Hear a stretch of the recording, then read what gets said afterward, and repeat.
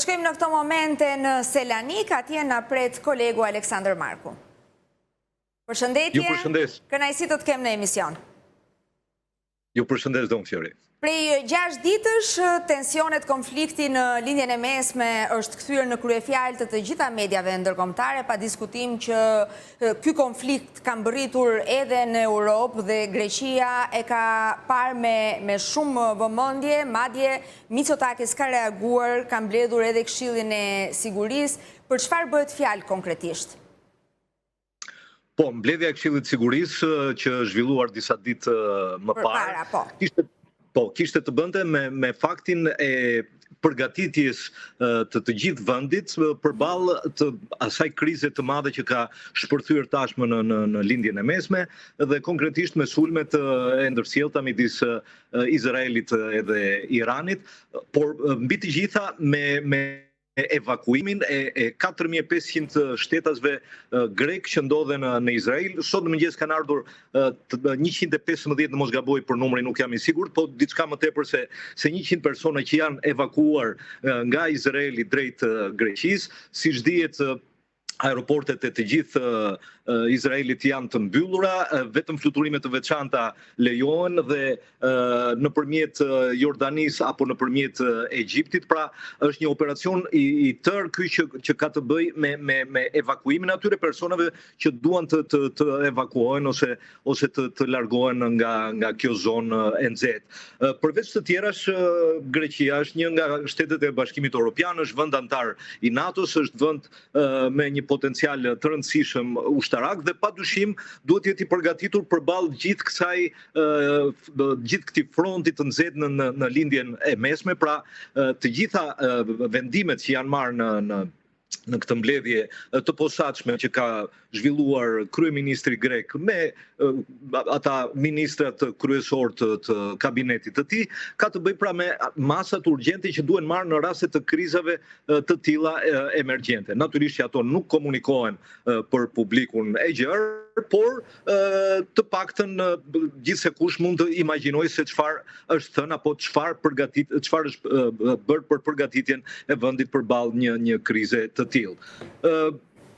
Është para mbledhjes të jashtëzakonshme, ka pasur dhe një bisedë telefonike midis kryeministrit Kyriakos Mitsotakis dhe homologut të tij izraelit. Ka qenë një bisedë telefonike me iniciativën e të dytit, në të cilën kryeministri grek, të paktën çfarë ka thënë zëdhënësi i qeverisë për palën greke, nuk dihet se çfarë i ka thënë kryeministri Netanyahu, por Mitsotakis ka mbështetur, si të thuash, atë vendimin e Bashkimit Evropian dhe të gjithë perëndimit për mos përhapjen e lëndëve e armëve bërthamore nga ana e Iranit, por nga ana tjetër ka bërë thirrje dhe për një zbutje të këtij tensioni në lindjen e mesme, edhe për sa i përket konfliktit me Iranin, por edhe për sa i përket krizës humanitare me palestinezët, pra me atë çka po ndodh në Gaza. Këto kanë qenë boshtet kryesore të kësaj bisede telefonike, aspektet të cilave janë bërë publike për të gjithë shtypin grek në këto 3 ditë, Fjori. Dhe do të kalojmë tek situata në Greqi, janë akuzuar për mashtrim zgjedhor dhe gjykata e lartë në Greqi ka përjashtuar nga parlamenti 3 deputet. Jemi përpara një skandali? Apo është një lajm? Është një lajm që pritej, veç se është era e parë që përjashtohen 3 deputet nga parlamenti dhe mbetet parlamenti nga 300 vendesh në 297. Dhe çfarë ndodh në këtë raste? Në këto raste është që ke vështirë të parashikojnë gjërat, po ulet numri, përqindja e deputetëve në rast ndryshimesh të kushtetutës. Pra, në qoftë se kushtetuta parashikonte që për një ligj duhet 180, pra 2/3 e parlamentit, në këtë rast numri shkon në 179 ose 178. Pra, nuk është se jep një rëndësi të veçantë atë çka do ndodh në këto 2 vite deri në zgjedhjet e ardhshme, pra atyre procedurave në parlament, por gjithsesi është rast i parë, është një precedent i panjohur në këto vite të detyrës së parlamentit në Greqi, kur numri i deputetëve ka shkuar nga 300 në 297. Reduktohet në këtë mënyrë. Pra, jo se do ketë ndonjë ndryshim në gjithë procedurat parlamentare, thjesht në qoftë se do të sjell partia në fuqi një projekt ligj në të cilin duhet patjetër të vendos 2/3 e parlamentit, pra numri do të shkojë nga 180 në 179 ose 178 deputet, dhe besoj që nuk do të ketë një lojë për sa i përket numrit të 2 deputetëve më pak ose më shumë në lidhje me ligjin përkatës që do të sjellë partia në fuqi. Aleksandër, ndërkohë që është ndëshkuar nga Bashkimi Evropian në Greqia me 392 milion euro për atë që konsiderohet si skandali i keq menaxhimit të fondeve dhe subvencioneve bujqësore. Një gjobë e majme, le të themi. Dhe unë do doja të dija reagimet dhe mënyra se si është përcjellë në shtypin grek, le të themi, ky ndëshkim kaq i rënd nga ana e Bashkimit Evropian. Jo e majme, po shumë e majme, dhe do të themi pse. Ishte pra një vendim i Komisionit Evropian me para 6 ditësh, në 11 qershor, që i ka vendosur Greqisë një gjobë të përgjithshme deri tani, e përsëris edhe në nënvizoj fjalën deri tani, për 415 milion eurosh për keq menaxhim dhe mashtrim gjatë viteve 2016-2023, një periudhë 7 vjeçare. Kjo gjë përfshin atë që thatë ju 392 milion për subvencionet bazë të këtyre 6 viteve, 18.8 milion për shkeljet rregullave të përputhshmërisë për vitet 2021-2023, 261.000 euro nga Fondi Evropian për zhvillimin rural për vitin 2023 dhe 3.7 milion për shkelje përsëri shtesë të përputhshmërisë në vitet 2022-2023. Ky dënim përfaqëson 78% të totalit të gjobave që Bashkimi Evropian ju ka vendosur të gjitha shteteve anëtare. Pra, Greqia është dënuar me 415 milion, nga gjithsej 533 milion për gjithë vendet anëtare. Dhe po bëj krahasimin tjetër. Vendi i dytë që ka marrë dënimin më të madh është Portugalia, gjoba ishte vetëm 35 milion. Dhe vendi i tretë dhe i katërt ishte Hungaria dhe Çekia, ku dënimet ishin 1 deri në 9 milion euro. Kurse Greqia shkon në 415 milion. Kjo gjobë vjen disa muaj pasi prokurorët evropian kanë akuzuar 10 fermer grek të baktive që morën ndihmë financiare nga Bashkimi Evropian përmes agjencisë qeveritare të pagesave, quhet OPKP, kjo agjenci, për deklarime të rreme të pronësisë ose dhënies me qira të kullotave. Dhe zyra e prokurorit publik të BE-s ka thënë se shumica e diçka se më shumë 100 të dyshuarve, nuk jetonin aty ku kishin deklaruar në aplikimet e tyre për fondet nga ky Fond Evropian i Garancisë Bujqësore apo Fondi Evropian i Zhvillimit Rural. Çfarë ndodhi konkretisht? Pra, në këto 7 vite, pra nga 2016 deri në 2023, OPKP-ja, kjo agjenci qeveritare, pra greke për pagesat e subvencioneve bujqësore, nuk bënte kontrole të mjaftueshme ose korrekte mbi aplikimet për subvencionimet bujqësore.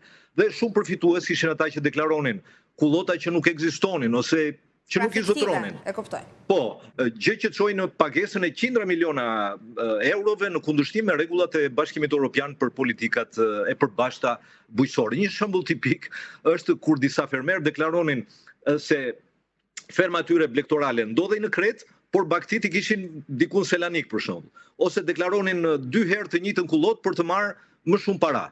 Ose një tjetër, që është doli dije ky si fakt, kishin deklaruar për kullota pistën e një aeroporti ushtarak që nuk përdoret tashmë, një skandal që thuhet ku u hëngrën 300.000 euro. Dhe një shembull për kuptim të qartë, pra subvencionet për hektar në 2021-2022 ishin 2 vitet më problematike, vitet që u shpenzuan parat më të mëdha, është abuzuar, edhe nuk dihet se ku kanë shkuar, kjo është më e bukura. Pjesa më e madhe e gjobës pra lidhet me këto dy vite, 79 milion për 2021-shin dhe 76 milion për 2022-shin. Tani çështja është reagimet do doja të dija, po. Po pra, kush do t'i paguaj? Në fakt shtypi grek ka disa muaj që merret me to se kishte fjalë, kishte disa hetime dhe edhe vetë prokurorët e Bashkimit Evropian kishin disa muaj që po hetonin çështjen, por ende nuk ishte zbuluar, ishte vetëm maja e icebergut dhe tani po del gjithë ajo pjesa tjetër. Pra, tani kush do t'i paguaj këto lekë? Shumica e gjobës do të mbulohet duke mbajtur një pjesë të subvencioneve të ardhshme që Greqia do të marrë që do të merrte nga Bashkimi Evropian, pra nga buxheti shtetëror. Për më tepër, Komisioni Ekzekutiv i Bllokut ka vendosur të ulë subvencionet që Greqia do të marrë në vitet e ardhshme, duke reflektuar pikpamjen se nuk ka pasur mbikëqyrje dhe funksionim të duhur të modelit të menaxhimeve të subvencionimeve për vite me radhë. Pra, për vitin e ardhshëm do të ketë një 5% zbritje nga subvencionet për fermerët e rinj dhe 10% për pjesën tjetër horizontale të subvencioneve. Një mënyrë le të themi kompensimi. Një mënyrë, po flasim për para të madhe sepse vetëm vitin e ardhshëm Greqia do të marrë 1.9 miliard euro. Nuk do të marrë këto, do të marrë shumë më pak. Ky është ajo. Jemi përpara një skandali të madh, le të themi, dhe në këtë rast prej abuzimeve të shumta që janë kryer sidomos në 2021 dhe 2022 e ka pësuar, le të themi, keq Greqia, se me sa duket hetimet janë thelluar dhe kanë zbuluar atë që konsiderohet vërtet si një skandal dhe që është pasqyruar jo vetëm në Greqi, por në të gjitha mediat ndërkombëtare. Tani Ministria e Bujqësisë greke pretendon se duhet thënë dhe kjo që nuk ka pasur qëllim mashtrimi nga fermerët, por nga ana tjetër Komisioni Evropian thekson se mungesa e kontrolleve ka lejuar këtë mashtrim masiv. Është një neglizhencë, le të themi. Po, si mas i qeverisë është bërë që shpërbërja gjithë kësaj agjencie dhe kalimi saj tek autoriteti më i lartë tatimor i vendit me ndihmën e konsulentëve ndërkombëtar që të ndihmojnë në këtë tranzicion të këtij organizmi.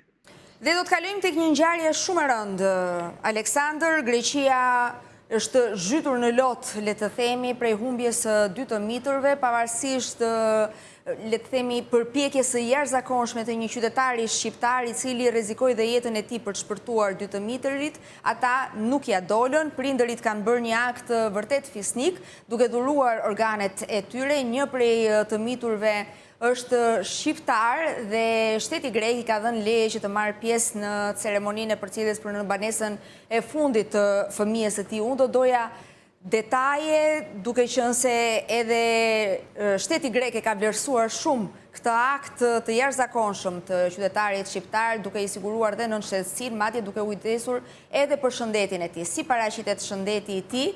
Dhe do doja të dija detaje dhe një pasqyrim që i ka bërë media kësaj ngjarje kaq të rëndë. Po, ka disa aspekte kjo ngjarje tragjike që kishte edhe atë anën e vet humanitare, sepse vërtet ikën 2 fëmijë të vegjël, por nga ana tjetër ju dhan jetë shumë personave dhe do them se si përfundoi gjithë kjo histori tragjike. Në radhë të parë, sa i përket lejes së qëndrimit që ju është dhënë prindërve të fëmijës për të kryer procesin e varimit. Siç dihet, 12 vjeçari, prindërit e 12 vjeçarit që ka humbur jetën në Lum, kanë qenë emigrantë edhe ata dhe nuk kanë pasur leje qëndrimi. Ju është dhënë leje qëndrimi të paktën për të shkuar në Shqipëri për të kryer procesin e varimit. Nuk e di a kanë shkuar sot apo jo, se thuaj që do të shkonin sot dhe për të kthyer. Nga ana tjetër, u hapën fjalë që shqiptari, jashtu quajtur i Leo, se kështu i thrasin, atij trimi që ka marrë atë vendim dhe shtedhur në ujërat e Lumit deri në 6 metra dhe 8 metra thellësi për të shpëtuar këta 2 fëmijë, pra është thënë që do të jepet nënshtetësia greke. Këtu ka pasur disa aspekte, të paktën në mediat sociale me çfarë kam lexuar, që përse duhet një shtetas shqiptar, një emigrant shqiptar që ka 20 vjet në Greqi, të mos marrë sipas procedurave në shtetësinë gjithë këto vite dhe duhet të ndodhë një fatkeqësi e tillë që të ndodhë një fatkeqësi e tillë, të rrezikojë jetën dhe të jepet në shtetësia. Nuk është në nder të se të jepet në formë shpërblimi diçka që i takon, sepse është një proces, le të themi. Pikërisht. dhe këtu ka pasur sepse dihet që çështja e marrjes në shtetësisë në Greqi gjithë këto vite të paktën emigrantët shqiptarë kanë provuar shumë mirë në kurrizin e tyre.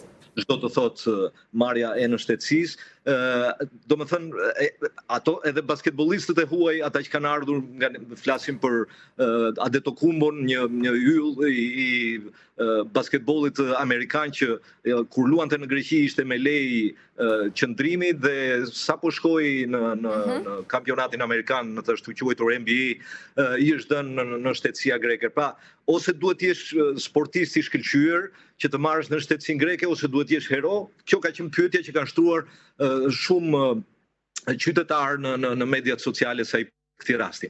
Por le t'i lëm këto dhe të vim tek duhet të shtoj edhe një hollësi për sa i përket këtij Leos. Dje është bërë parti, është bërë varim.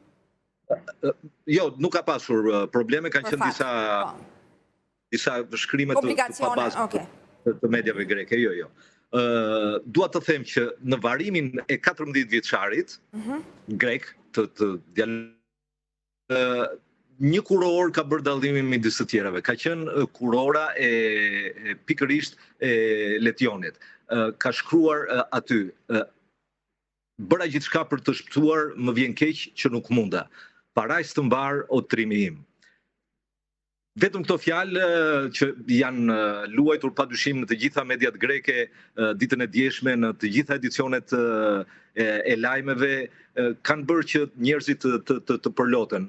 Akt i pa shembull i shqiptarit, edhe një dashuri e papar për të dhënë lam të mirën 14 vjeçarit të vogël.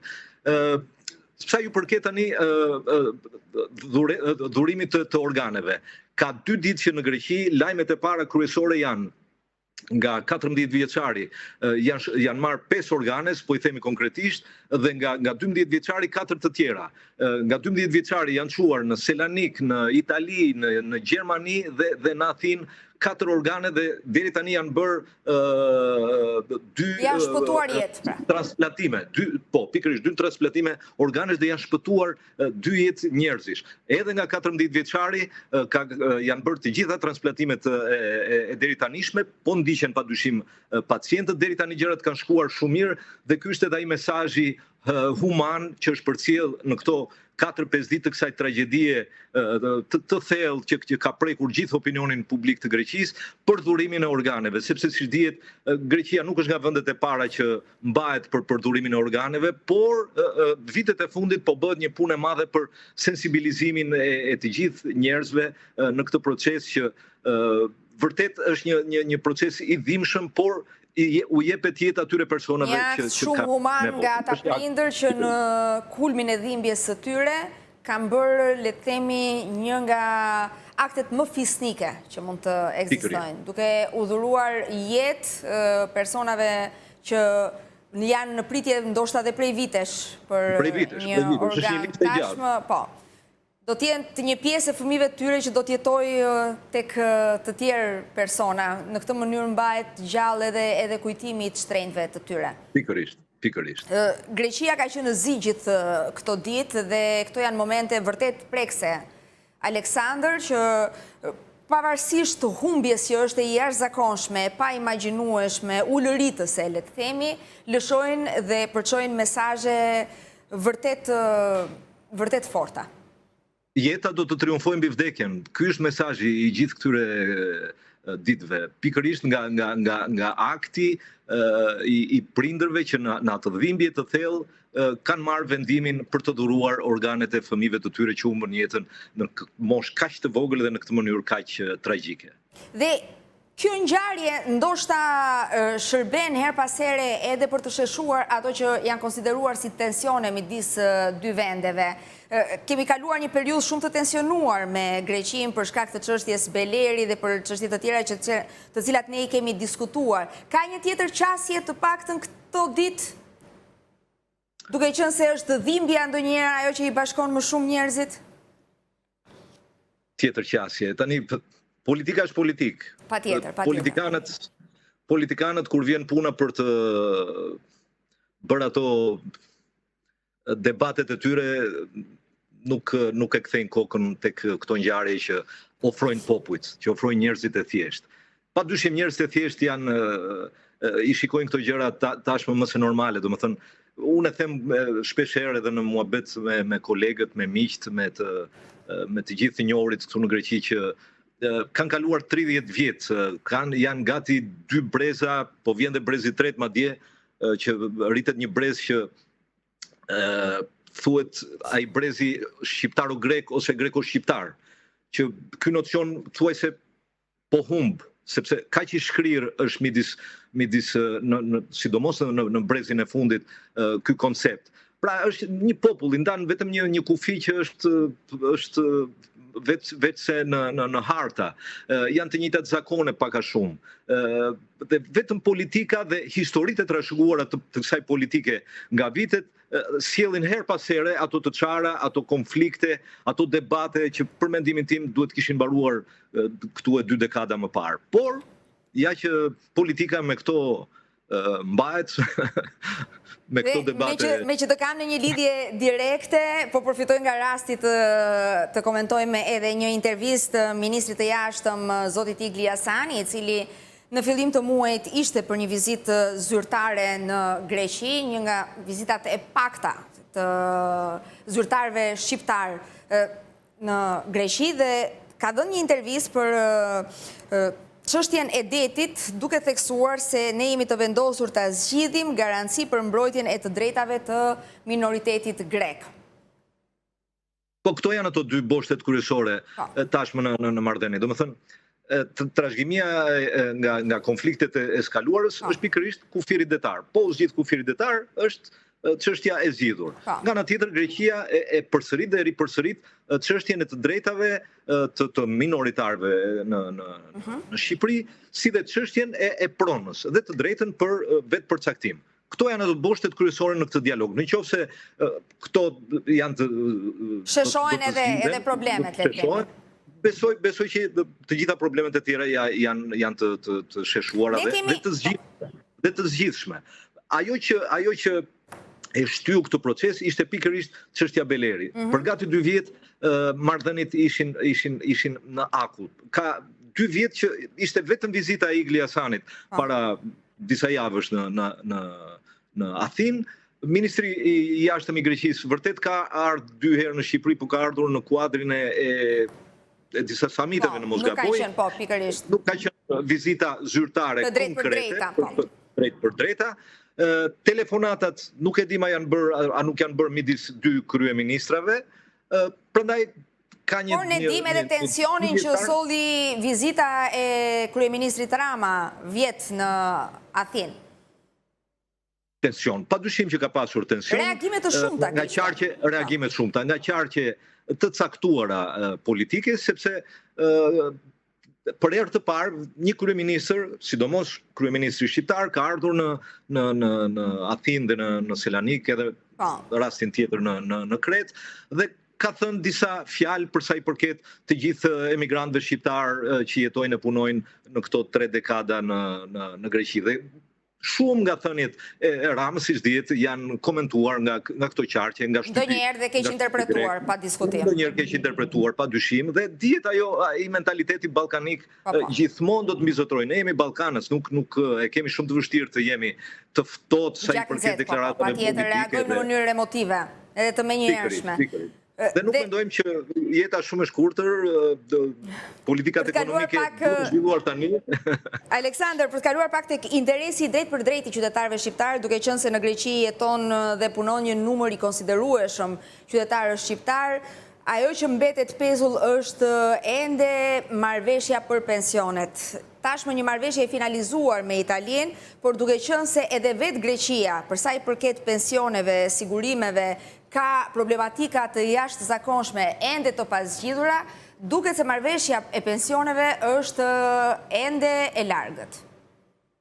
Ka përpjekje, është cekur si argument?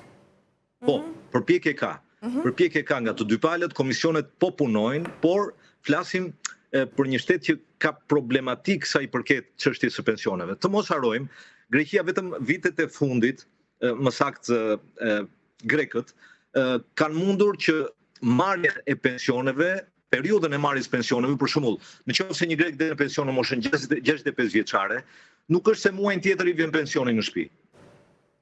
Merr një shumë të vogël pensioni dhe më pas duhet të kalonin në vitet e kaluara disa vjet që të merrte atë pension të përcaktuar nga të gjitha fondacionet ku ai ka qenë i siguruar për vite me radhë dhe më pas të merrte pensionin e plot.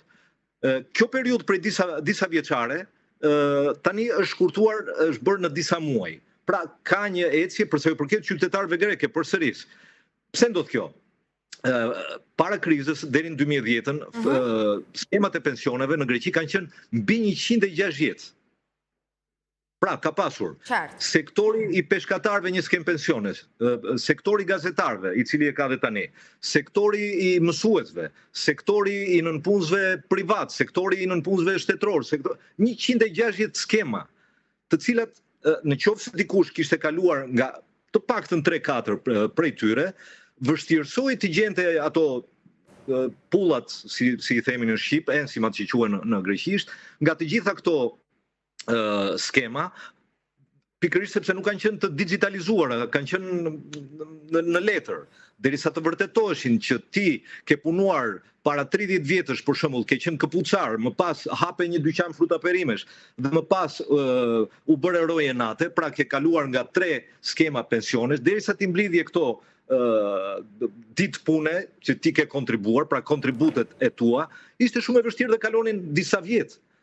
Tashmë që po bëhet digitalizimi i gjithë kësaj skeme, gjithë skemave të pensioneve dhe kanë mbetur vetëm disa prej tyre, 3 ose 4, që pas krizës u detyruan nga Bashkimi Evropian edhe nga mungesa e fondeve padyshim Greqia, tashmë po marrin frym qytetarët grek. Ndaj dhe vonesa sa i përket emigrantëve shqiptarë që kanë dhënë kontributin e tyre gjithë këto vite në ekonominë greke, kap tek ky ngërç, po jo se nuk po bëhen përpjekje nga të dy palët, jo se nuk ka takime të specialistëve, por është gjithë kjo mungesë e këtij dokumentacioni për të sjellë në pak se dihet ajo që edhe shumë emigrantë shqiptar kanë punuar me dokumentat në të cilat kanë pasur emra të tjerë, më pas kanë ndryshuar emrin, ose ka një shkronjë gabim, ose ka një numër gabim, ose ka një certifikat gabim. Është pra një periudhë që duhet të sheshohen të gjitha këto mosmarrveshje, por ka optimizëm nga të dy palët që do të zgjidhen në një periudhë kohore shumë të shpejtë. Aleksandër, të falenderoj shumë për kohën dhe për profesionalizmin që tregon gjithmonë. Kënaqësi biseda. Faleminderit, ju përshëndes. Të uroj ditë të mbarë.